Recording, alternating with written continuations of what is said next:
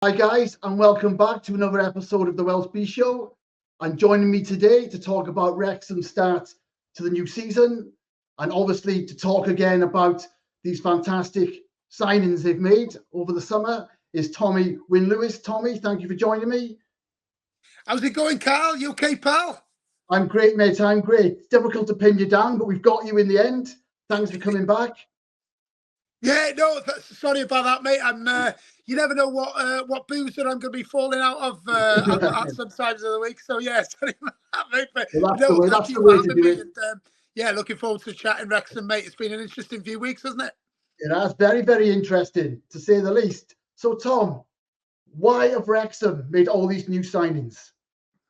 Well, to be honest, mate, I think probably as much as a lot of us didn't want to admit it, we probably needed to. I think Parky's sort of looked at it and thought, and you've got to remember, he knows this division. We all think we know football, but Parky knows this division. He's been here, albeit a few years ago. He knows what's required. And I think the first few weeks has shown that a lot of the lads who were fantastic for us last year, and maybe even the year before, aren't quite up to standard anymore. And I think the win at Millwall proved that. With a lot of new signings in the 11 and in the squad, and it got us over the line. It was a brilliant win. Prior to that, I think the West Brom game, you look, we did okay. The Southampton game, we did okay, but in the grand scheme of things, these teams know they're very streetwise. They know how to get a result, and we looked a little bit naive in parts. So yeah, hopefully we'll have less of that now, and we'll push on. Was it just a case of adjusting and adapting for some of these players? Is it too early to write some of them off? Do they need time really to be established and adapt? I think that's fair, mate. I think that is fair, Carl. To be honest, I think. But that said, in some ways, these guys that Parky's brought in, there's absolutely no risk with them. Absolutely every one of them is. Well, I think. I mean, there's 13 of them. I can't remember exactly, but I'm pretty sure every single one of them has got massive championship experience. The lad from Blackburn, for example, Dom Hyam, I believe he's played something like the last 50 championship games in a row, that's exactly what we need. It's exactly what we need. If we had some like that, or had a few more like that in the game against West Brom, we might not have lost the game. So yeah, I think Parky's been very, very sensible. He spent a lot of money. You can't get away from that. It's a hell of a lot of money. But I think maybe it was probably required. But yeah, just getting that first win, I think, Carl, I think that's going to be massive for us. And we got a great chance on Saturday now to pick up our second win, haven't we? You think so? These are the teams that we should be beating, because I think Millwall are a strong team. Was it 8th they finished last year, something like that? They wanted to go and kick on and go for the playoffs, but they're probably a mid-table team, aren't they? Yeah. In reality, Millwall. So we're kind of competing with them. QPR are down there at the moment. So these are the teams you've really got to be beating, your so-called rivals who are there amongst you. Yeah, definitely. And we're still not quite sure. None of us are we. Where are we? What are our ambitions? Where are we looking at? I mean, we certainly haven't spent £33 million to be lounging around the bottom. That said, I stick by what I said to you last time I spoke to you, Carl. For me, avoiding relegation is the aim. As a fan, that's what I want to see. Anything more would be a bonus, but I'm pretty sure the owners, Phil Parkinson, the players, will be aiming their sights higher than that, mate. Yeah, and I told you before we started that I think I understand now that my opinion is that he's building for the future. He won't do this again. I've said this to other people. He's getting it. He's striking now while he can, while they've got the momentum, while they've got the the interest, the finances, while they're looking like a club on the up, and they are a club on the up. They can do these deals. They're attracting players, so they're getting it done now. They're building a squad that is going to be there for a couple of seasons. Maybe survive this year, gel, and then go proper next year. I completely agree, mate. Yeah, definitely think that these signings are worth 2, maybe even 3 years in mind. I know a lot of not a lot of supporters have got their eyes on getting in the Premier League in the next 2 years. Which, listen, we have spent the sort of money that you have to spend to sort of look at that. But for me, you also have to spend that sort of money just to compete at this level. I think an interesting one, a good friend of mine, Gary Davis, who I was mentioned, I go to all games with, he made a good point, and no one's been able to sort of answer it yet. Maybe one of the listeners or viewers can answer. He seems to think that we've spent more in the last 6 weeks than the club had in the previous 158 years of the history, which is incredible, really, isn't it? It's to think about it, but it's probably not far wrong, that. Probably, yeah. When you think for, what was it, 40 odd years, the Joey Jones transfer was 280,000, was it? Yeah. Or something like that. And that was a record for, as you say, 40 odd years. That was the record, wasn't it? And then when it was Palmer, wasn't it, who broke it?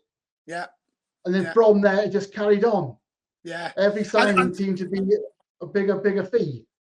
And some of the fees that, you think back 18 months ago, only 18 months ago, you were going, oh, Christ, 400 grand, he better be good.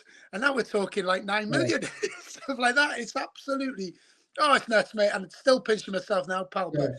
But no, for me, I think probably a lot of it is necessary. You might have one or two, as you always get with any signings, you might have one or two who don't quite make the grade. But, still, these are signings that we have to make. We are going to be so competitive now. And there's a lot of jealousy around as well, isn't there? Of course, yeah. People still giving a stick, and they're waiting to pounce, aren't they? And obviously, a slowish start to the season in terms of results. Overall, apart from Sheffield Wednesday in the second half, the performances have been competitive, very good. We've been in most of the games. But it was just, we lacked something, didn't we? We lacked that little bit of edge, that little fitness. We're as sharp, we're as intelligent. The West Brom and Southampton had a bit more. Yeah, I think Southampton especially, I think we ran out of gas, ran out of steam towards the end. Mate, I was really happy with the performance overall, especially when you go 1-0 up and you just sort of, we did sit back, and we probably sat back a little bit too much, but Parkinson probably felt we didn't quite have enough in the tank to really go for that second. But then that said, Southampton, you'd sort of think we had a couple of big chances, really big chances. Hardy missed a good chance. Smith had a chance going through. And then you go to the West Brom game, which I thought, mate, a lot of people disagree, but I thought West Brom looked a really, really good side. I was really impressed with them.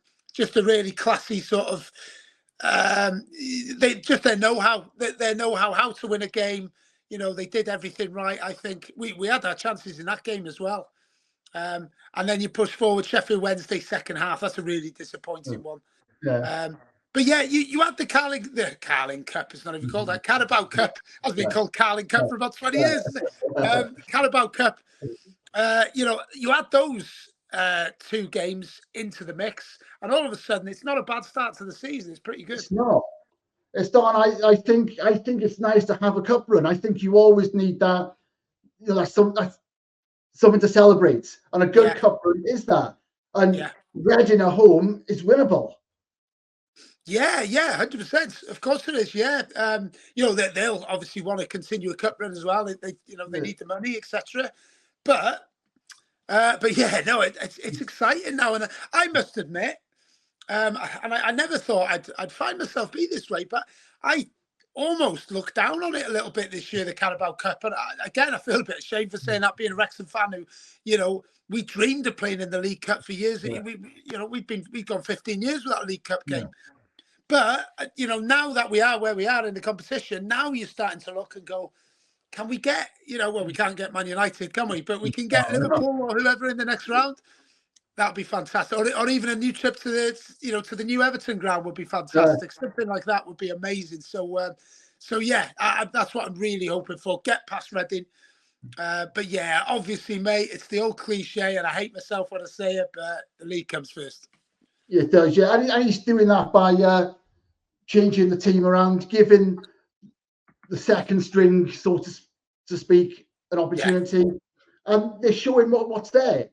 And I said that win against Preston, a championship team as well, in 90 minutes. Back-to-back wins in 90 minutes against championship opposition. And that That's win right. against Millwall was classic Parky. It was a classic Yeah, Wrexham performance on the it was. Parky, I think. Because even though Millwall dominated the ball, they didn't create much. No, nice. they didn't. They had you're right, mate. They had a couple of half chances. They had a chance late on, didn't they? After 100 minutes or whatever the hell it was. That was incredible.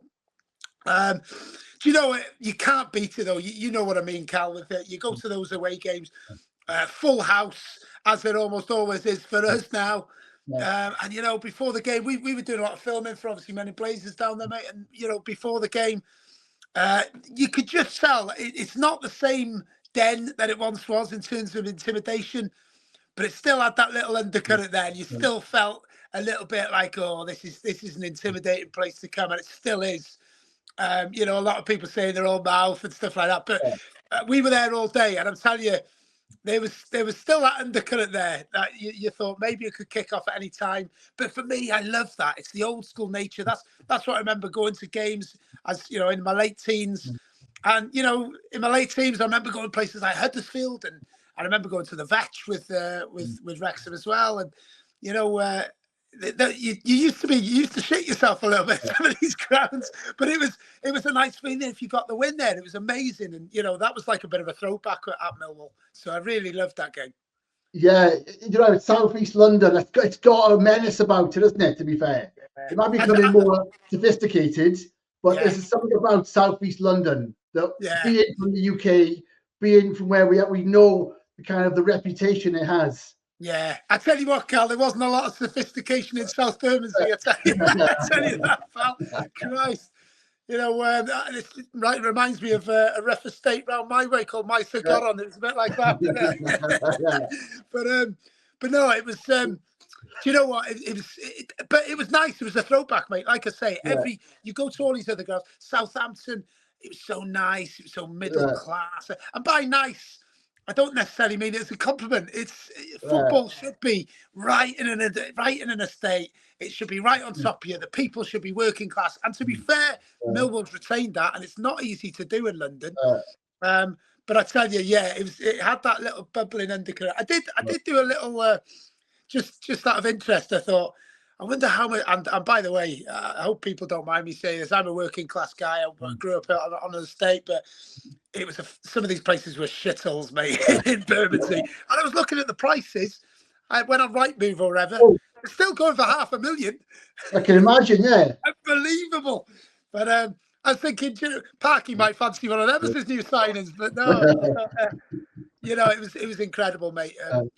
Just a brilliant away day in every sense, and we're not going to have many of them this year because, as I say, everywhere's been so gentrified, and you know, it's everyone.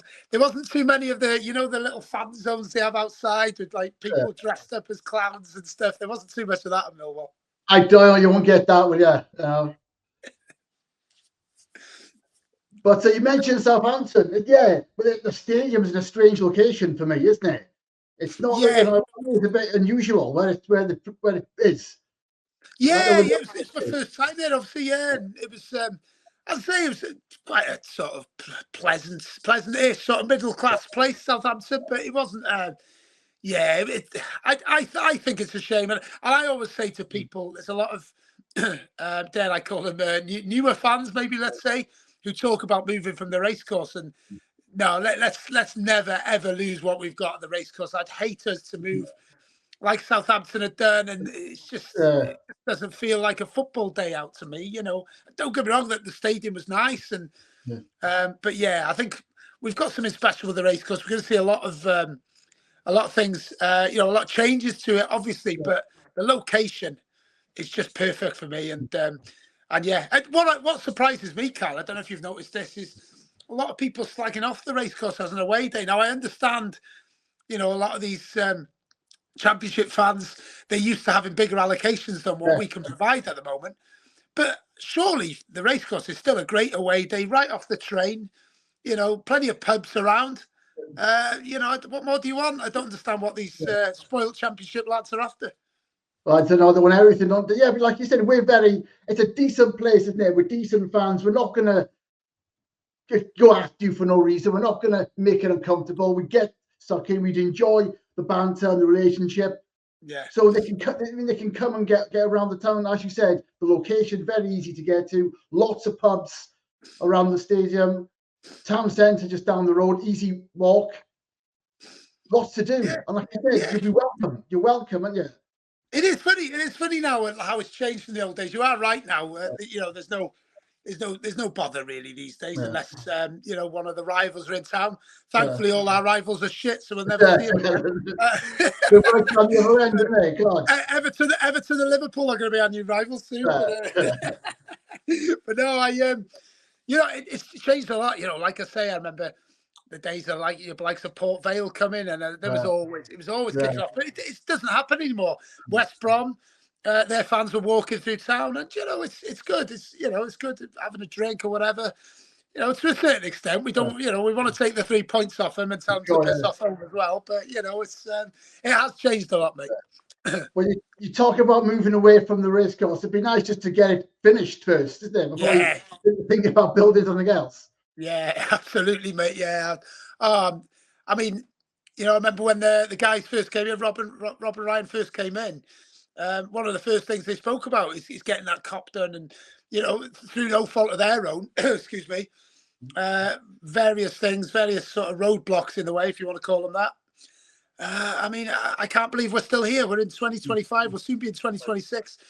Are the spades in the ground yet? I mean, I don't think they actually have properly begun, have they? So it's, you know, it's frustrating, mate. It's really frustrating. And, you know, I know they've spoke about wanting to get it ready for the UEFA Under-19s Championship next year. Well, still a little bit away, aren't we? It's not. That's the talk, isn't it? That's the target. Apparently, it's supposed to be done by then. I talked to Steve Jones the other day. He doesn't think it's going to make it in time. I can't see it.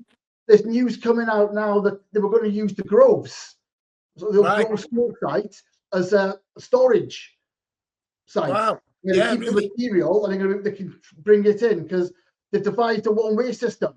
Right. How to get the workers in, and how to get the trucks in, the vehicles, so it doesn't cause any congestion, any traffic issues. So they're still trying to come to terms with that. The latest story is now the Groves is not going to be used. It's a false story. It was discussed, but it's not happening. So they're still trying to put together the logistics of it all and work out how it's going to happen. It's absolutely incredible. I just don't. I can't understand how that. I mean, it just seems that every time I speak to someone about it, that's the first I've heard what you told me. Every time I speak about it, there's a new obstacle in the way. Yeah. So it's so frustrating. And the good thing for me is, I think, very, very sensible, was we're going to go straight to the 7,500 cop rather than. I mean, the middle ground was going to be the 5,000, wasn't it? Very, very sensible for me. I mean, the ground's going to look very lopsided, looking a little bit like Tranmere's ground, I'm sure. But you know, that it is sensible for me. Let's get as many seats in that ground as we can, because, you know, I mean, let's say we're in the Championship for the next 2-3 years, you know, maybe longer. Who knows? Who knows what the future holds? But we're going to need all those seats to, you know, to be. Well, I mean, for no other reason than to get. I mean, there's nothing more special than a full four-sided racecourse getting behind you, and we're going to need that at this level. You know, you've already felt it already. I know the temporary stand wasn't the best in terms of atmosphere, but it was still a four-sided ground, and there's still a bit of noise coming from that end. So we're going to need it, mate. And I'm glad there's going to be, eventually, when we do get it done, there's going to be 7,500 behind the goal backing us. So that'll take the capacity to what, near enough 18,000? Exactly. Yeah, exactly. 18,000. So yeah, that's going to be brilliant. 18,000 is a fantastic size for us. I think eventually my mates take the mick out of me because I always mention this figure, but I don't, I'm not too fussed about us going any bigger than, say, 22, 23. You know, I don't think, well, I don't know. You never know where the club's going to be in a few years' time, but for me, that sounds about right. But I don't know which one's going to be the next one. Is it the Wrexham? It's going to be the Wrexham Lager stand. I'm sure that's going to be looked at next. That's what people are saying, yeah. But yeah, you know, that's going to take a long time, and you know, that stand's going to be out of action as well, isn't it, for that period? So, you know. Yeah, well, I suppose they'll have to leave that, I think, for a while. I think that's well into the future. Yeah, because you just want to get this up and running, get a full capacity Yeah. for several seasons, see what's happening. And you talk Yeah. about where we're going to be in the next couple of years. It goes back to where the fans want to finish and what the expectations are. To become an established championship team would be breathtaking. Yeah.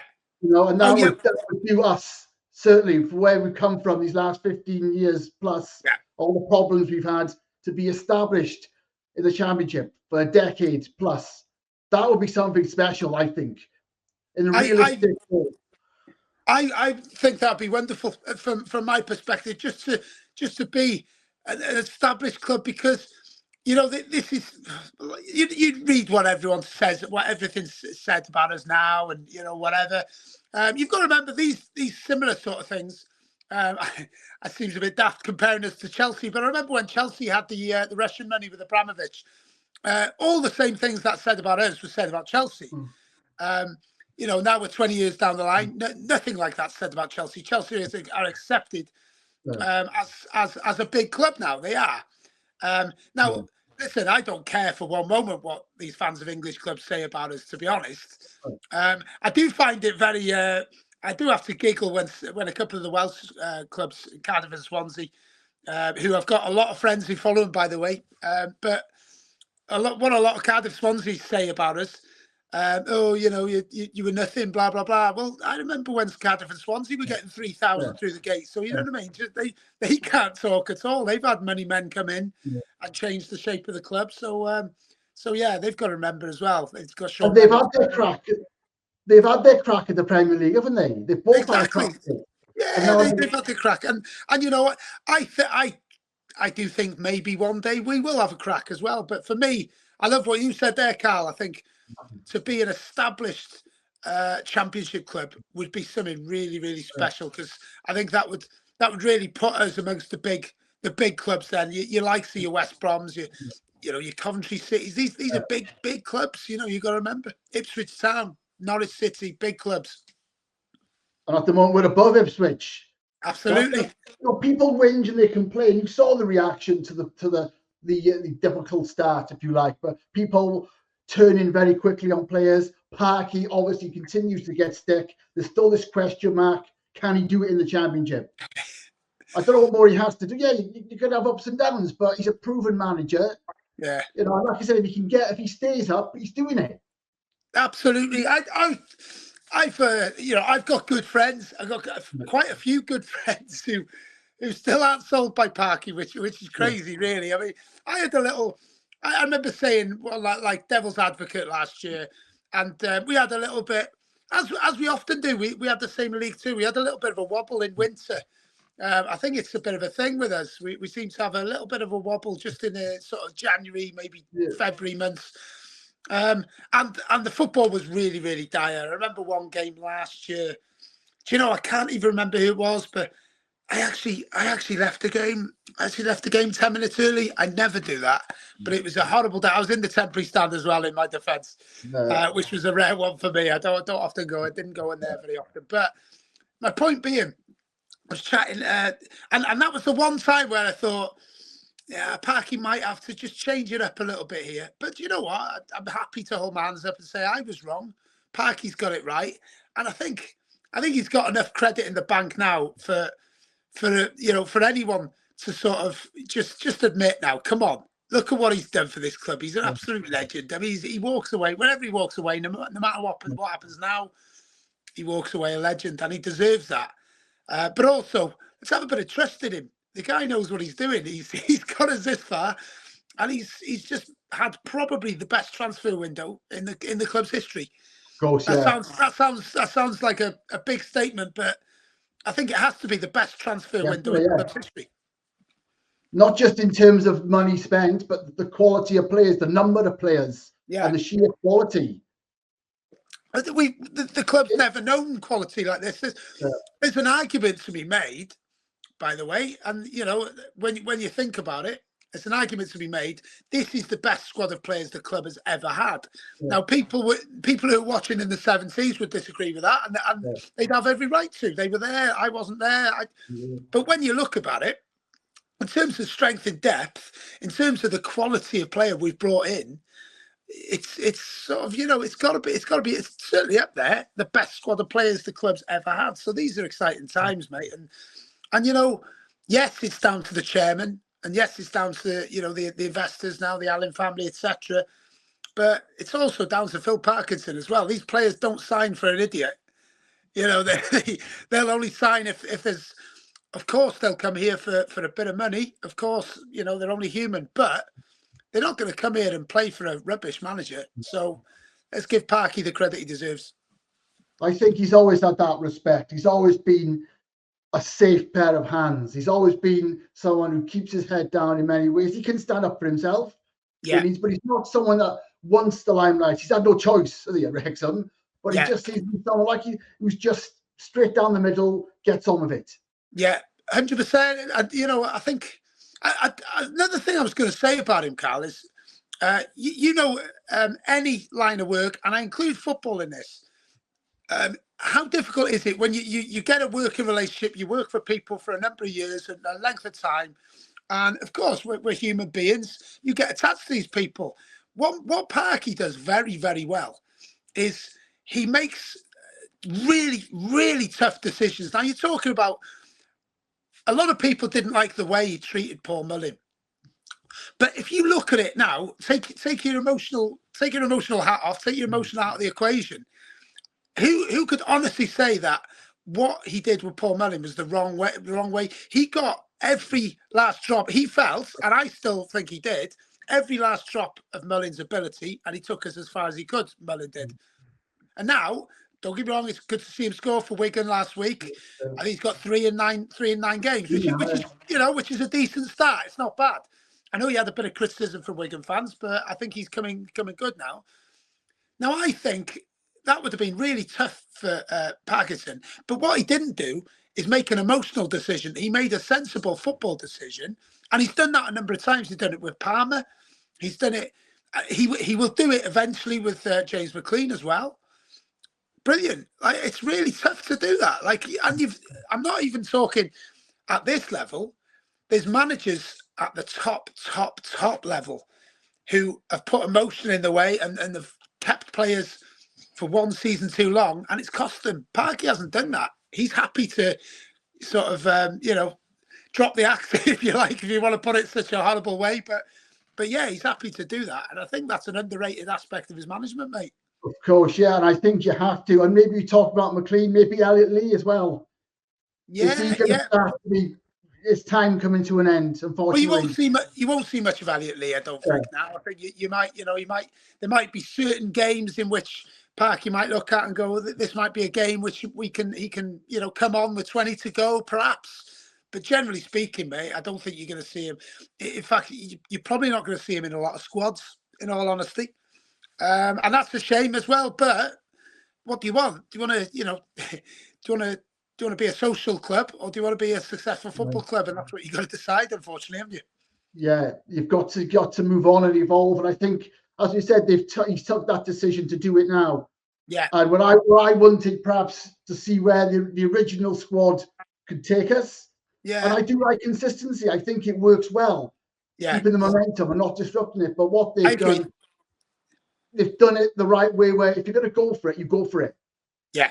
Yeah. Well, I think what Parky's probably done is gone, well, I've got money to spend. Why take the risk? In a sense, you could argue it's a risk to bring in so many players at once. You could argue that. But for me, he's looked at it, he's weighed everything up, and he's gone, I know I can get these players that I can guarantee will see us safe. And that's what he's done. These players, and I don't want to get ahead of myself, but the quality of these players he's brought in means that we've got enough to not worry too much about relegation. I don't want those words to haunt me, but I genuinely don't think. I think we've got too much quality in there, too much strength in depth. I think Parky's looked at that, and I think a lot of people. Yeah, I saw someone on fans chat the other day, and I understood his point of view. He'd said he doesn't recognise who we are anymore. But what I would answer to that is, well, you didn't really. These guys, don't get me wrong, it's done so well for us, etc., etc. But they're not local lads. They're not Welsh lads. They're not. they came here for a reason also. They're coming here for the same reason as these new lads are coming in. So, you know, it's if we, for example, just for example, if we got promotion last year with a team full of local lads or Welsh lads, and all of a sudden we got rid of all of them and brought these lads in from London, here, there, or whatever, you could make an argument for what he's saying. But I mean, these lads came here for that reason initially anyway. So it's just a continuation of what we've been doing. The only difference is, thankfully now, we've got a couple of Welsh lads in the squad, which I've been calling for a while. So yeah, it's fantastic. Yeah, great to see him. Wales unfortunately lost last night, but made some changes, didn't he, Bellamy? Are you confident of qualification for the World Cup? It's looking tough in that group now. Yeah, it's tough, mate. It is tough. I think I am confident, mate. I'm really confident. I think we can beat Belgium at home. I don't think Belgium are a team to be as scared about as what they were a few years ago. Well, I mean, we've always had their number, haven't we? Over the years, like we've done all right against them. But I think it was a decent game last night. Quite enjoyed watching it. Wales probably should have got a draw. Canada look good, to be fair. They look a half decent side. I can see them playing in the. Well, they are going to be in the World Cup, aren't they? So yeah, I'm quite confident, mate. It'd be a brilliant World Cup to go to. You know, for whatever reason, I wasn't able to go to the last World Cup because of where it was. And with COVID, I wasn't able to go to the Euros before that. So I went to every game in the Euros in 2016, apart from the semi-final. So to go over to North America, mate, that'd be something special. That'd be absolutely incredible. I'd love to do that. And I'm sure you're happy with Bellamy, and yeah, I think he started off really well. He's got a great attitude, hasn't he? I like the way he talks, mate. I really like the way he talks. And, you know, in the back of my mind, I'm always thinking as well, oh, maybe he's the guy to replace Parky in 3-4 years down the line. Who knows? I'm thinking that as well. I'm thinking that. Yeah, that'd be amazing. That'd be brilliant. But no, I'm really happy with him, mate. I like the way he talks. You know, I really like the way. You know, he's very honest. And I think sometimes you don't get a lot of that anymore. Players or managers, you know, they tell you what they want to tell you, don't they? But I think there's a lot of honesty with him. Like he was talking last night about Jesse Marsh and you know, celebrations after the game, and you know, I think it's quite funny. He was saying, "Oh, yeah, don't celebrate like that. We want to see you in the World Cup now." And he's just honesty. He's just passionate. And I love that. Yeah, and it's amazing how we've somehow managed to continue the success. It hasn't just been a flash in the pan. And I think everybody, even Giggsy, Page, they've carried on what Gary Speed built. Yeah.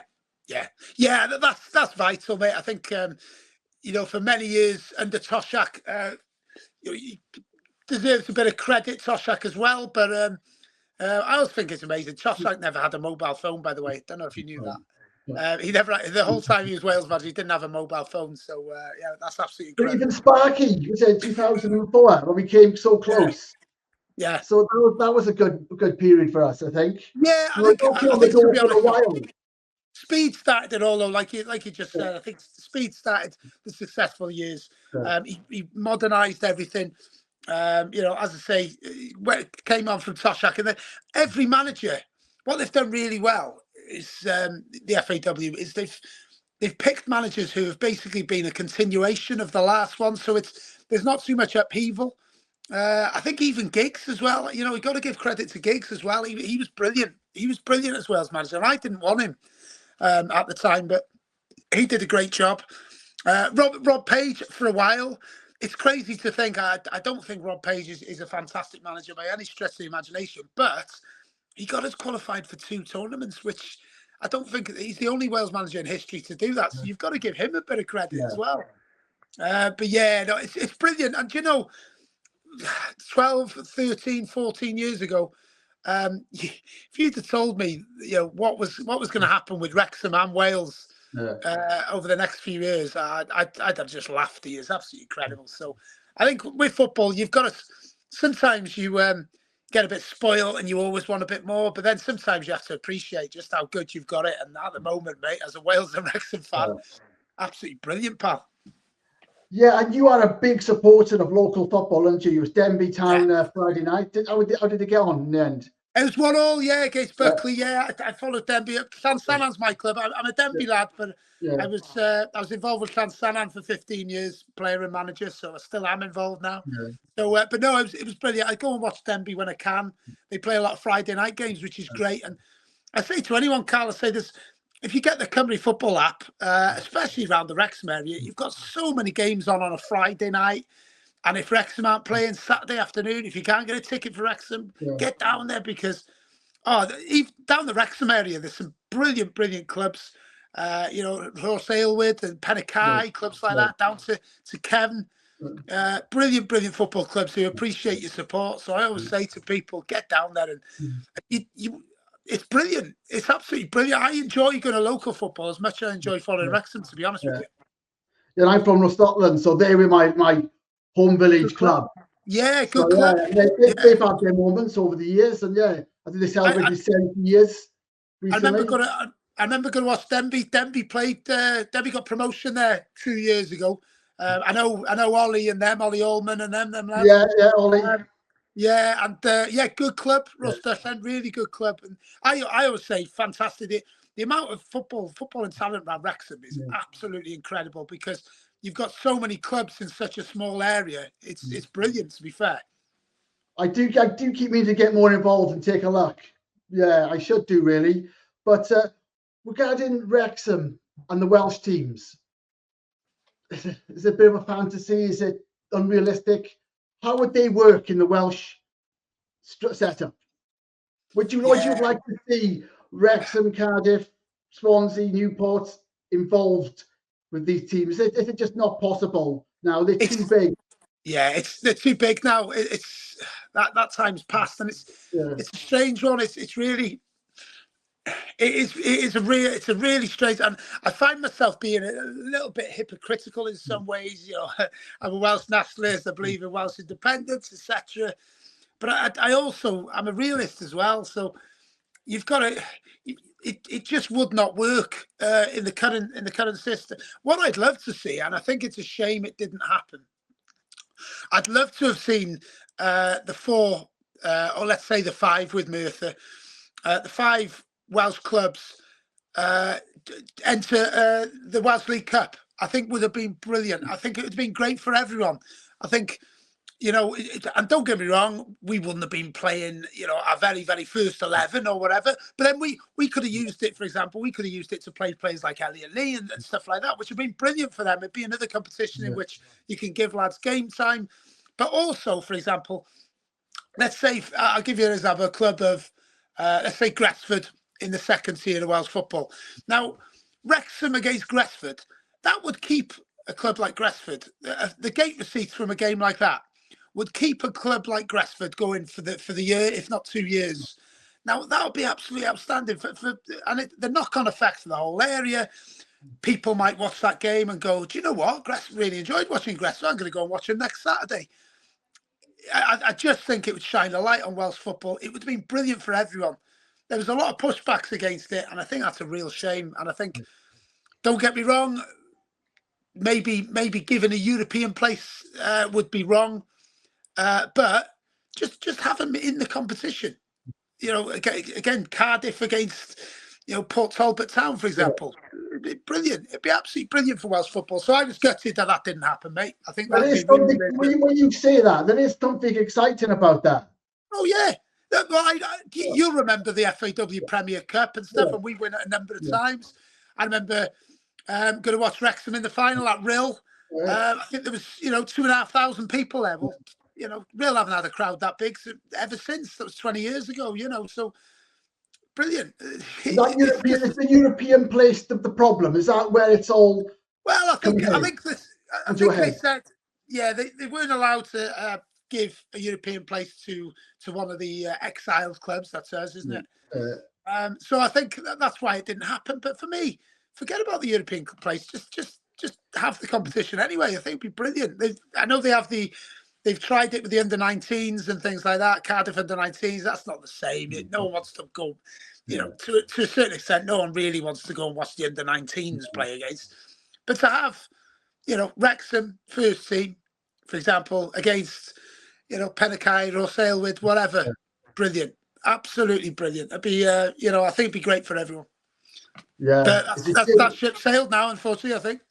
Well, yeah, it'd be nice. They could revisit it at some point. It's nice that they could try and do something. Yeah, yeah. But in a I hope case of so. some criticism as well, you've made your choice. You made Yeah. your choice. You stick with Yeah. it. And another thing I say on that, Cal, just one disappointing thing for me is, you know, Wrexham in pre-season, we would always play a local team. Always play a local team, whether it be Lex, for example, a few years back, and you know, Gresford or Kevin, you know, not Kevin Albion, but Kevin Druids it was at the time. Brilliant. I used to love that. I used to love going to the different grounds and you know, get a few quid through the gates for them. I think with our status now, we need to be doing more of that. We've got to give back a little bit, and we haven't done it, have we? Really? I don't remember us doing it for a few years now, have we? No. It's a shame, really. There was no game at the racecourse, was there, this pre-season? Only one last year. Was it Fleetwood? There was very last minute. Yeah, like you said, we're not reaching our status now. We wanted perhaps a big club to come to the racecourse pre-season. Yeah, we go to them. We'd have a big game. We've reversed that now, and we should perhaps offering to hand out, you know, and helping out the local small clubs locally. Definitely, 100%, mate. I don't see why we can't do that. I don't see why we can't start the pre-season off with a friendly down at, you know, again, go back to Gresford, whatever, you know, Sai, wherever, you know, just give one of these clubs a bit of help and make it different club every year. You know, one of these different clubs every single year. Yeah. I don't know why we can't do it. If we can travel to Australia to play matches, there's no reason why we can't travel to Sai.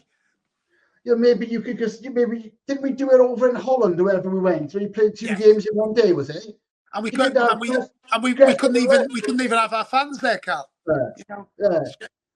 So if you, by the way, I'm not going to mention them, but a couple of my mates did actually attend. You can imagine, yeah, it doesn't surprise me, to be honest. But yeah, you think about it: 2 games in one day, Lex, Gresford, or wherever. Yeah. Play the whole squad, different 11. You know, get a few thousand in, share the proceeds between those clubs. Yeah. It'd be a brilliant event, wouldn't it? 2 games in one day, brilliant day. It would be absolutely incredible, mate. You know, again, I'm glad you brought it up, mate, because I love talking about local football and North Wales football.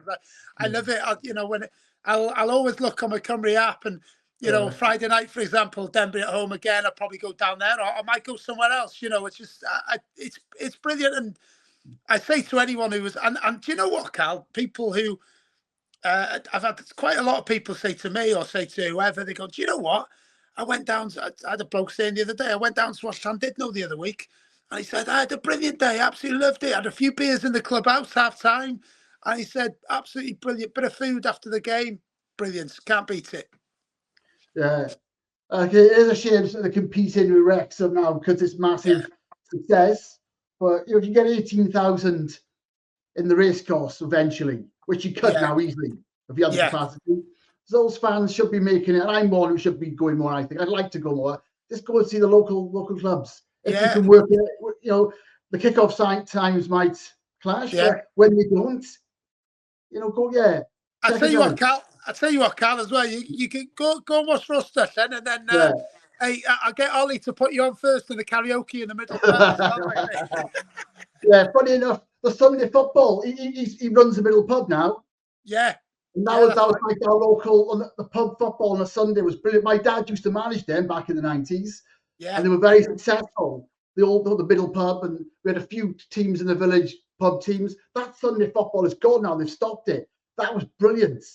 Yeah. I think nightlife on a Sunday and the pub life on a Sunday is deteriorated because of that. Yeah.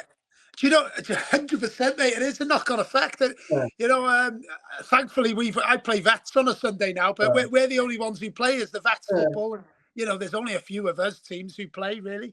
I've got a game this Sunday. It's probably bad news for me because my liver usually has a break on a Sunday, but it's not going to have a break this Sunday. So. Sunday's always been my favourite day. We were out. But everything's changed now. Like you said, it used to be the Marston Sunday League. Yeah. When I was growing up. Because I remember being a ball boy at the racecourse once when the middle pub reached the Shelley Cup final. Yeah, fantastic. Manager. So But I then, tell you yeah, what, there was a very famous one on a Sunday before your time and mine, Cal. But do you remember when I think it was it the Saltney Ferry played one of the pubs in Wrexham or whatever, the Acton Park or the Four Dogs or whatever, and it all kicked off because it was obviously a Chester team against the Wrexham team. yeah. Oh my God, Christ! I've seen the videos of that. Well, check that out. I bet, yeah, you can imagine. Yeah. Don't share it. There might be some retrospective arrests after. Well, I'll take a look at that now. It sounds very juicy. I'll take a look at that. Yeah. You Those are the mentioned, glory days. Wrexham and Chester rivalry boiled down, boiled over into Sunday football as well. Tim Edwards said to me recently, we'll probably never play them again. Yeah. Well, the thing is, I mean, wouldn't it just be absolutely brilliant just to play him in the FA Cup? I mean, they're never going to reach the third round, are they? But to play him in the FA Cup, for example, and beat him 25-0, it'd just be, oh my God, it'd be amazing. I mean, yeah, it's Shrewsbury's another one. I mean, I know they got their first win the other day. They're disappearing without a trace. Tranmere have gone. Yeah. It's all happened so very quickly. It's only just over a year we last played Tranmere. It's a few months since we played Shrewsbury, and yet we find ourselves 2 divisions in a lifetime away from them. That's how quickly football can change, mate. But it can go the other way as well. You can bet your life if we did get Chester in the cup, they'd do the giant killing. Oh, mate, don't say that. I don't like to think about it, but it's sod's law, isn't it? It's bloody sod's law. Could you imagine, mate? You know what? I don't think I'd go to a football match again if that ever happened, mate, to be honest. You mentioned Men in Blazers earlier. How's that going? Still cracking on with that? Still doing fantastic? Yeah, thank you. Yeah, no, really, really good, Carl. Really. So we're doing it more regular. Last year, we had a lot of people. It was nice to hear actually. A lot of people complaining that we weren't doing it as regular. So we're doing it more regular. We're not doing it every single week, but we will have something for you every week. For example, this weekend I'm going to be doing a bit of filming. We're not actually doing a proper episode, but I'll be doing almost like a day in the life of. So I'll be showing you my local cafe in Denby, jumping on the bus, and then having a couple of drinks around Wrexham, and just showing you a bit of a sort of something a little bit different. It's not going to be wildly different to what we normally do, but it's just a little bit different for the QPR game. But yeah, we are doing more episodes this year. We've got our own channel, which you can go to now. So it's Men in Blazers This Week in Wrexham on YouTube. So yeah, take a look at that if you haven't already. And as always, do you know what, mate? I'm just absolutely over the moon. We do cater a lot of it. It's catered towards sort of North American audience or a global audience, if you like. But the most important thing for us, as we do it, is we're keeping the long-standing fans happy because that's the most important thing. The guys, and that's the most pleasing thing as well. Guys who have been following the club for a number of years, who seem to have enjoyed it, and but we also like negative feedback. What can we do better as well? We're always trying to improve what we're giving the viewer, and it's going really well, mate. We're over the moon with how it's gone and the feedback as well. And will you have the opportunity to perhaps do your own stuff, or do you have a structure of content you need to create, and which episodes and how many? Is there a structure? Are you able to perhaps go and do stuff off your own back? Yeah, well, yeah, there's an element of that as well, mate. I mean, I have input into every sort of episode. Stevie, who a lot of the viewers will know, who's fantastic. Me and Stevie work really well together. He produces everything. He basically does all the work. I turn up and have a beer and talk shit. Basically, that's what happens. But I'm very, very lucky to have Stevie alongside me, who's brilliant. But yeah, we'll have a discussion. For example, the latest episode, the Millwall episode, we featured quite heavily on the hooliganism aspect of it. We didn't exactly do a deep dive on it, but it's important. I think, especially the Americans, they'll only know Millwall because of hooliganism, and that reputation is probably quite deserved in some aspects. But we didn't want to just label them all thugs. We wanted to do a bit of a deeper dive, and I think we did that. I think it was quite an interesting one, and it's good to speak to lads who have never been involved in that sort of aspect of supporting your team. But we spoke to lads who had as well. So different aspects about what Millwall are all about.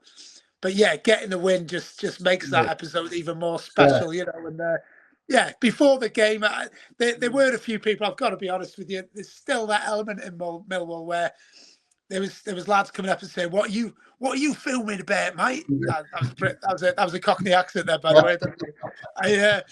You know, so you did have people sort of.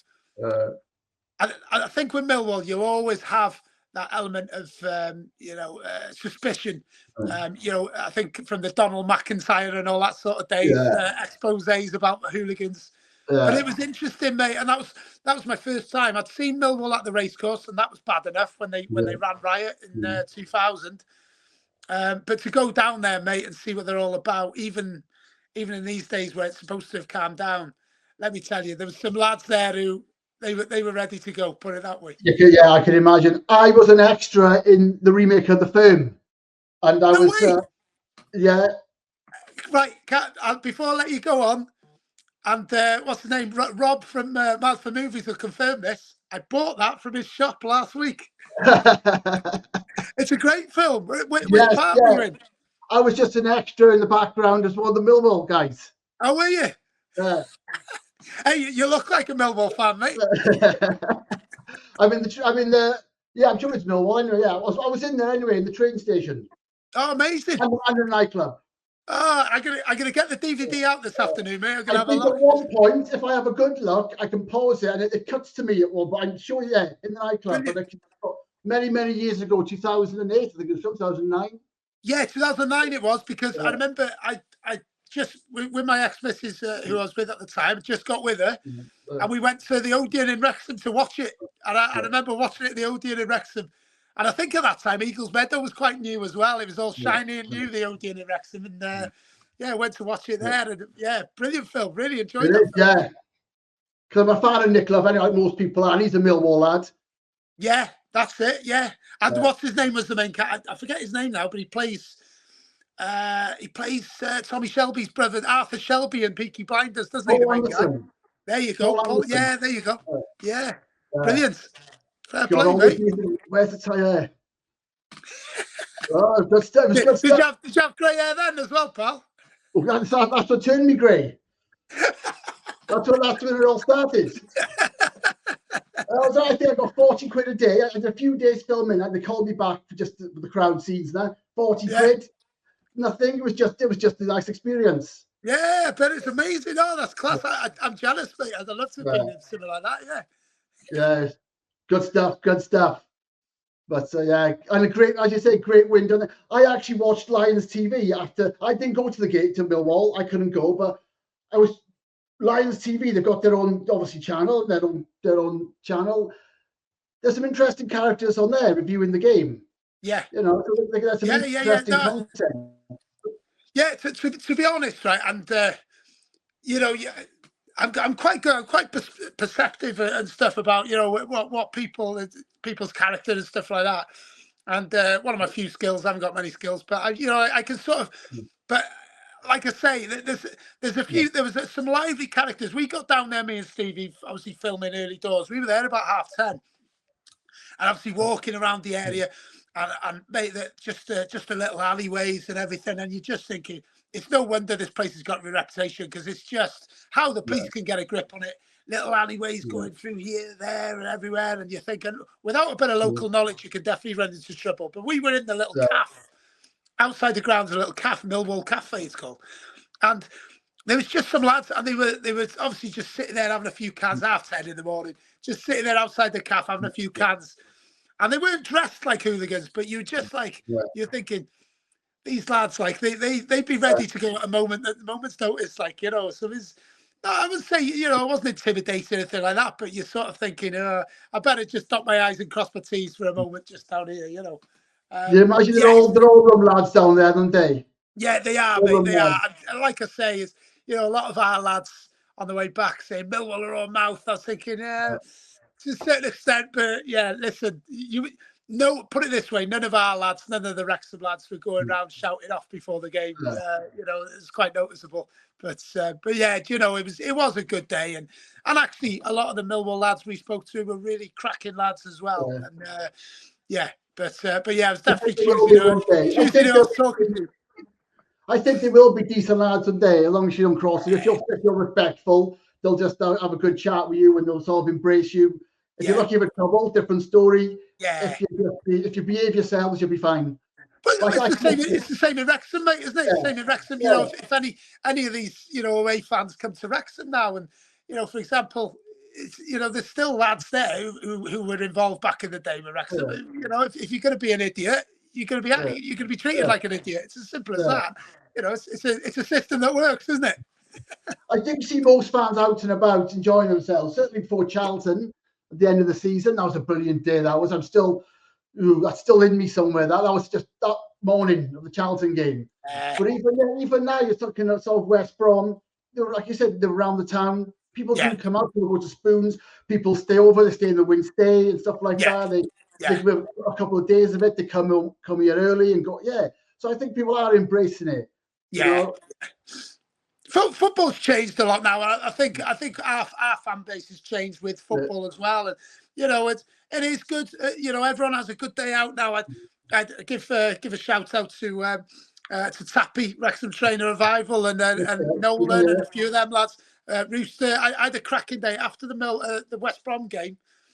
We had a cracking day out on the beer. Went down the Lager Club and into town and Hill Street. Brilliant. And I'm looking forward to doing the same on Saturday, mate. Hopefully you're having a few after the game and we can have a few together. I'll come about. Yeah, I'll find you somewhere. I'll give you a shout. Brilliant. I don't like going out before the game. Possibly not. It has been known, but it's not something I enjoy. It ruins it. Afterwards, certainly. Afterwards, I'll give you a shout. But you obviously know Jennings then, don't you? Yes, yeah, of course. Yeah, top man. It was my year at school, Jennings. So, good guy. Yeah, fair play. Oh, he's a top man. Yeah, tell you what. Richie's right hand man everywhere. Brilliant bloke. Top man, Jenno, yeah. Worked in Spoons for years as a manager, I think. There you go. Yeah. And he's had the promotion now. He's in Hill Street now, running the show at Hill Street. So best master in the world. He's top guy, Jennings, yeah. Okay, so going back to Wrexham start of the season, kind of what we expected, yeah? Did you expect this? Is it something that, as we said, don't get too carried away with losses. It's going to take time and enjoy it. And I cannot, in every game, it's like a cup match. These are big, big clubs. So you just enjoy the quality of the playing, enjoy where we are. But we're still getting people overreacting. Yeah. You're always going to get it, mate. People saying that writing people off too early. Perhaps I did something similar before by writing off our team from last year. Maybe that was a bit unkind, but my point was about the lads that he's brought in. It's just that they're all safe bets and they're all guys that have done a job at this standard. So there's no risk with them. But yeah, going back to what you're saying there, just don't want any knee-jerk reactions. And I never felt for one moment that we were in any real trouble. I think we'll all accept that Sheffield Wednesday was a disappointment. You can't get away from that, especially going 2-0 up. But we've come back from that, and you've cancelled that out in a way because I think we'd have all took a draw at Millwall. So you cancel out the draw against Sheffield Wednesday with a win at Millwall. So listen, and also Southampton, West Brom, two of the favourites for promotion. Yeah. Lose them 2 games, it's not the end of the world. And I've been doing a podcast for years, Alternative Wales, which we talk about all the Welsh clubs as well as the Welsh national team. So I've been speaking to these guys about Swansea and Cardiff in the Championship for years now. And I know from speaking to them week in, week out, just what the Championship's like. I remember Cardiff being almost rock bottom of the league, and then nearly making the playoffs later in the season. This is what the Championship is. You cannot say anything. You cannot really get a gauge until at least November, and even then, there's been teams who have been in the bottom 3 in November who have almost gotten the playoffs at the end of the season. It's happened a number of times, so I think it's the craziest league of all of them in the EFL for me, and. For me, I think also, if we could be, let's say, just out of example now, let's say we're 12th, 13th, which would be brilliant in January. Parky's going to go out and sign 2 or 3 players. I guarantee he will. If we're there or thereabouts, maybe eight points off the playoffs. Give that extra push, yeah? Yeah, exactly. That's what he's going to do, because one thing I do know for sure, from speaking to people, sort of semi-involved, a little bit in the know, let's say, is that they're not thinking the same as us in some senses, the club hierarchy. They want to get as high as we can and as quickly as we can. They're not thinking, let's calm it down. Let's just avoid relegation. I think that's the fans who are thinking that. And it's almost the opposite of every other club, isn't it? Most other clubs, you'd have the hierarchy thinking, let's calm it down a little bit, calm it. It's almost the opposite. It's almost the owners that are daring to dream, and the fans who are just going, we're actually really happy with where we are. Yeah. Well, as we said, it's that dream that's becoming very quickly a reality, and it's happened so fast to be so successful. So from the beginning, it didn't take any time, did it? Half a season with Keats, where they just bought it, but from their first full season and their first full transfer window, there was a top 2 finish. Top 2 finish 4 seasons in a row. As we said before, this is where it might change. So it's going to be new for a lot of people to see a club losing 2 or 3 in a row, dropping points more regular, being mid-table. But it's in the mid-table in the Championship, not the National League. Yeah, absolutely. Yeah, you've got to remember. Oh Christ, mid-table. I remember. What was it, the 2021 season? Oh no, the 1920 season. We'd been over the moon. We'd been over the moon to be mid-table in the National League. Yeah, it was looking grim then, wasn't it? It was looking very grim. We could have been in the 6th tier, and here we are in the 2nd tier. Unbelievable. 5 years. It could have gone the other way. It was so close to going the other way. Unbelievable. Like 5 years. That's all, Cal. Yeah, from nowhere. It took, a bit of a miracle. Let's be honest. It took just an amazing story, but it's worked. It hasn't just about wealthy owners, famous owners, money. It all had to come together, and it has. Yeah. Oh, mate, it come together. It's an understatement, isn't it? It's unbelievable. And what I always compare us to as well. When you think about it, it's crazy. Our owners, Rob and Ryan, no idea about football, really, no idea how to run a football club. They've come in, they've made fantastic appointments, and they've got us to where they are now. Now, you look at Salford. I think the last time I was on here, you look at Salford, mate. Get guys who have been involved in football their whole lives, experts, if you like. They can't get. They've got all the money in the world compared to other League Two sides. They can't get out of League Two. They just can't do it. Rob and Ryan are like, just gone, see ya. See ya, class of 92 with all your expertise. We've just flown right past you. And listen, our budget in League Two wouldn't have been much more. If it was more, it would have been much more than Salford's. It wouldn't have been that much more. And the money that they've thrown into Salford, and they can't get out of League Two, it just goes to show what an incredible job they've done. Because they were the probably before us, the big story, weren't they? They were sort of getting the documentary, or the BBC, wasn't there? And they were kind of the exciting team coming from nowhere. Yeah, that's it. And what have they done? They've been in League Two for what, 5 years? 6 years? 6 years in League Two? They were supposed to do this, weren't they?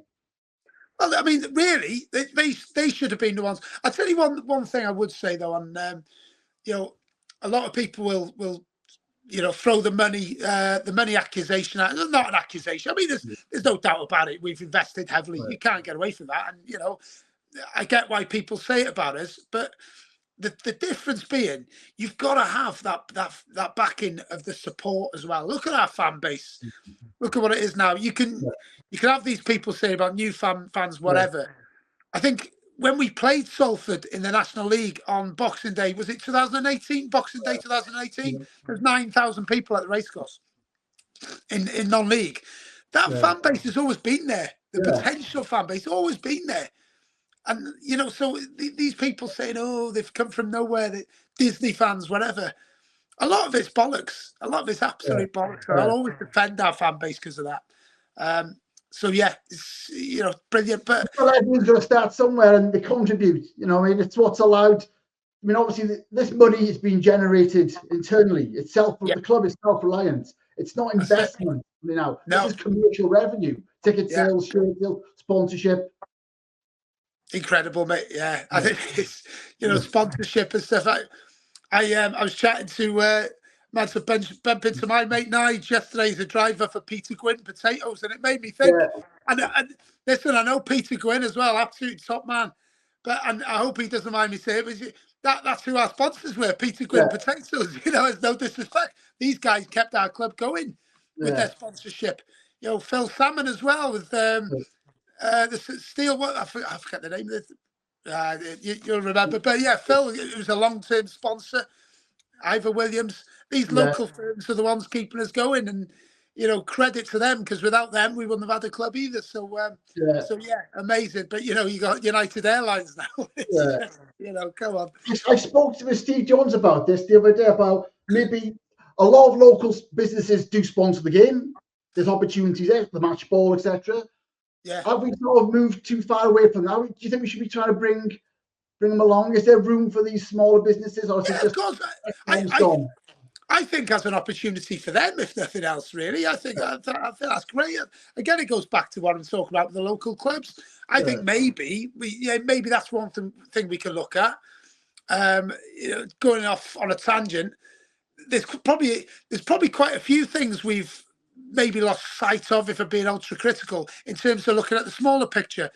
I think the youth system, for a start, to me, that's the bigger picture. But what I mean is, I think because we look so globally, and it served us so well getting these massive sponsors from all over the world, brilliant.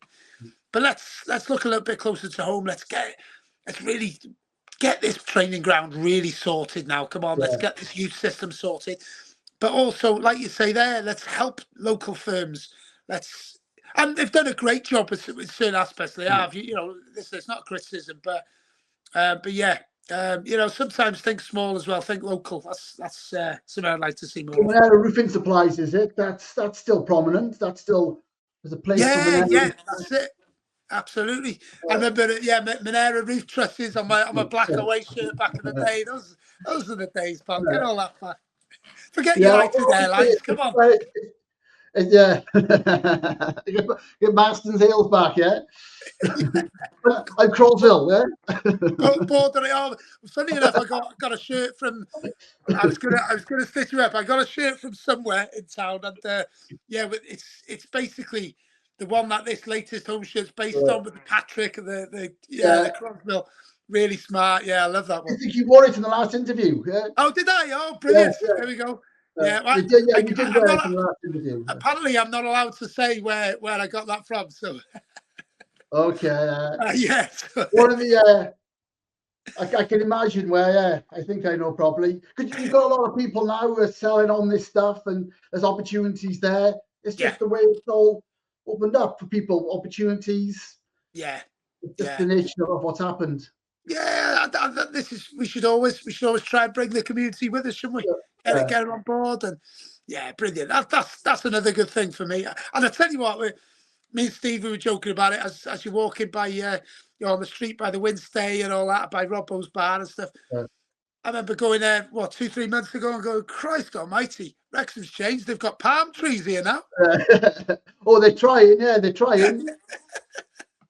Tell you, I never thought I'd see the day, pal. And they've had people out there in the summer. They've had the benches out, like for France, man. For France, people dining al fresco, bloody hell, dining al fresco outside. I was thinking, if you tried to do that, Christ, fucking, you'd be having a soup. You'd never finish it because the rain would bloody fill it up all the time. Unbelievable.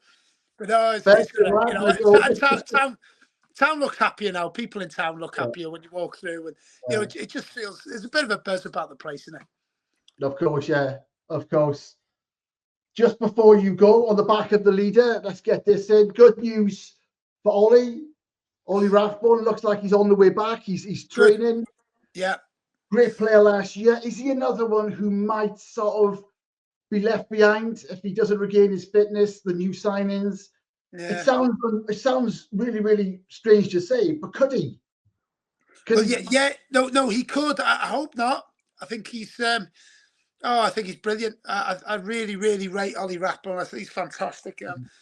Yeah, I really, really hope not, mate. He's left one space in the squad, hasn't he? It looks. Is it going to be Ward? Is it going to be Rathbone? And just see who's back first. I mean, that. I haven't heard that. It sounds like that's good news for him. So it looks like he'll be the last place in the squad, maybe. Yeah. Which is great. But again, we've got so much strength and depth in that midfield now. Matty James is another one who perhaps you might not see a whole lot of him anymore. He's been a bit up and down, hasn't he, this season? He's looked a little bit sluggish at times in certain games. I think he's better against Millwall. But Ollie's certainly a player. I rate him so highly. I think he's a fantastic player. But again, our recruitment has just it's meant that we've gone up a level in terms of lads we've got now. And such bad luck with injuries. So far already. Yeah, really, really, really unlucky. And that's a really it's a tough break, isn't it? Because the one thing you don't want is an injury now, is because you when such a massive amount of players come in, you're looking and you're going, I've got to fight for my place here. Well, you get an injury, you're not even going to get the chance to fight for your place, are you? Sometimes, so I feel for him, but hopefully he's got enough credit in the bank to earn a bit of a shot when he gets back. Hopefully it won't be too long. But yeah, I like him, mate. Really, really like him. But again, I tell you, the one lad who's come in that I've been impressed with so far is Lewis O'Brien. I think. I knew you were going to say it. Immediately I started. I knew he's been brilliant. I like him, mate. I really like him. That finish, what a deft finish that was. We were under the cosh there. They were throwing everything at us. They'd already missed a really good chance, and so he's got to finish that, and that's the game, isn't it? And just a little deft finish over the keeper. Brilliant. I really like him, mate. I think he's... So, you're talking Rathbones up against your likes of that sort of quality stuff, isn't it? Well, I think they're very similar because they get stuck in the cover a lot of ground. They close down. They're like Rottweilers, as we say. So 2 goals this season already. Yeah. That's what you want. We need Kiefer Moore to keep scoring. We need 15 to 20 goals, league goals. And because... I think the game got 10 last year. The goal scoring was very poor. It was our defence. Well, if we had Kiefer Moore last year, we'd have won the league. Absolutely no doubt for me. It's incredible. But but do you know what? Kiefer Moore, by the way, I think it's the most obvious Parkinson signing that you will ever see in a million years. But I mean, for me, a lot of people saying, Sheffield United fans saying, "Oh, he's finished. He's this, he's that." Well, listen, he's playing now for a team which suits him just down to the ground. And it's no surprise to me that he started with 4 goals in 5 games. No surprise whatsoever. He is just perfect for Parkinson's style of play. Yeah. And I don't mean that in the sense of, let's lump it up to the big man. I just mean we're always going to be getting balls into the box. If there's any degree of accuracy on these balls, Kiefer Moore's going to score. Because he's so tall, he's so good in the air. But also, I think any of our fans who perhaps don't watch Wales that often might have been surprised by it. Anyone who does watch Wales won't have been surprised. He can play on the deck as well. He's good on the floor. He's a footballer. So for me, he is like a much better version of Ollie Palmer, basically. And that's no disrespect to Ollie, but that's exactly what I think we all agree with that. I think most people will agree with that. And like I said, it's not being disrespectful. No. But he's gone, hasn't he, now? And he's gone out with a bang. Palmer. Yeah, credit to him. I think he'll do okay. League One's his standard, isn't it? I think League One's his standard. I think he's come into us. He's done exactly what we bought him to do and more. I would argue he's probably done better than we expected. He's I dealt with him a few times. I've said it a few times. He's a funny character, Ollie Palmer. I'm not going to slag him off too much, but there's not one thing's not for sure. He's a Wrexham legend for what he's done. He's a Wrexham legend. Go through the divisions with us, what he's done. Him and He's not quite on the level of Mullin, but he's just below that. Him and Elliot Lee for me are just below that Mullin level. Yeah. I think, what they did in that first promotion, that will go down. I think when Mullin, was it Mullin who said it won't be topped? I think it was Mullin. Yeah, it was Mullin. Yeah. I think he's right. That first one. That's all we ever wanted, really, was to get out of that damn league. Finally. So many close calls, so many moments when it looked like we were going to do it, and only one automatic promotion sort of held us back. Yeah. Yeah, to get that first promotion was down every topped. No, absolutely right. And, it's the only time we've had the open top bus as well, which those scenes, wow. Yeah. Wow. And it's incredible to think it's only just over 2 years ago that we had that celebration. Like, we're in the championship now. That was the celebration of getting out of non-league. And 2 years and 4 months, is it? 2 years and 4 months later, here we are. It's crazy. Okay, cheers, Tommy. Thank you so much. So, prediction for Saturday. Do we really need to win? Is it a game we should be winning? It's not a game we need to win. It's a game, you are right, it's a game we should be winning on Saturday. I'm going to go for I think it might be a little bit nervy, but I think we're going to nick a 2-1. I do think we're going to win. I think we're going to nick a 2-1, mate. Yeah, I have a soft spot for QPR because Eddie in Bottom supported QPR, and as we know, I'm sure you loved that show as well. It was a brilliant show growing up in the 90s. It was massive show, cult classic. Oh, brilliant! So, absolutely love Eddie in Bottom sports QPR. So I love Bottom, mate. Yeah, fantastic. Do you know what? I remember watching. I've never been QPR away. I'm really looking forward to go to Loftus Road, proper old school ground. But look, I remember us playing QPR in we've been 2004 or 2003 maybe. Ian Holloway was the manager then. I think they won the league. It was in League One, and we had Paul Edwards on the left wing. I just remember that. But you know what? I think we used to take it for granted playing teams like that. I think there was only 4,500 there on a Tuesday night. But looking forward to playing them again. It's been a different. I mean, they've been in the Premier League quite a lot since those days. So we went in different directions. Weren't they a founding member of the Premier League? Yes, they were. Yeah, they were. 1993, they were. Ferdinand played for them. Yes, Ferdinand up top. Yeah, exactly.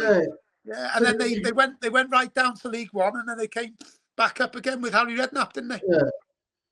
Crazy. Yeah, you forget about all this, but that's how time moves on. And you look at how we're above Bolton and Reading now, and how we said, it goes round and round, doesn't it? It does, and that's what football. That's why we love football. There's teams like, for example, I think it was Wolves who went. Wolves and Swansea, didn't they? They went all the way from the 4th division right to the top flight, and it's brilliant. I love it. That's why we love it, And I don't think we're going to do 4 promotions in a row, but who knows? You never know, mate. All these signings. But just before you go, when you look back years ago when we were finishing above Brighton, now we're going back decades, perhaps. We're finishing above Brighton, above Brentford, and stuff like that. And you're thinking, we have been there. Obviously, we've been in the second division 43 years ago, but we've been up there in the past. Yeah, we've had our moments. It's not a club that's come from nowhere. It just, Yeah, no, 100%. People get fed up of me sharing things on Facebook all the time saying, "Oh, look, little old Wrexham, they never used to have any fans and stuff." These old like cuttings where they show like the attendances, and you sort of Wrexham had like 20,000 fans at some games, and I think our record was like 34,000 in the 50s against Man United, and I like to remind people this club's always had the support. We've always had periods of success. It's just that because now we've got. People are fed up of us getting all the, and I get it as well. Sky, we're the darlings of Sky, aren't we? And I do get that. And sometimes it does go over the top. I completely understand it. But, when people try to say that we were a nothing club, we were just a non-league club, we've never really been a non-league club. They borrowed us for 15 years, but we never belonged there. Kidnapped us, more like they kidnapped us. Yeah, exactly. Held us hostage. Exactly, held us And then hostage. somebody paid the ransom. Somebody paid the ransom. I was going to say something about Joseph Fritzl then, but no, we're No, not going to go there, mate. We're not going to go. Let's leave it at that, shall we? Yeah. Okay, Tommy, thank you so much. Cheers for coming on. I do appreciate it, as always. I really mean that. And hopefully carry on the winning ways against QPR. Cheers, Tommy. Thanks so much. Diolch yn fawr.